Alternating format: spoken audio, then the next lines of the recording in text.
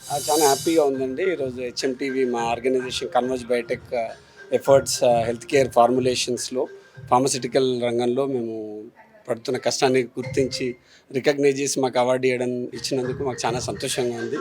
So Converge Biotech Hyderabad బేస్డ్‌లో ఉన్న company. All India మా ఆపరేషన్స్ ఉన్నాయి. మేము మ్యానుఫ్యాక్చర్ చేసి మార్కెట్ చేస్తుంటాం.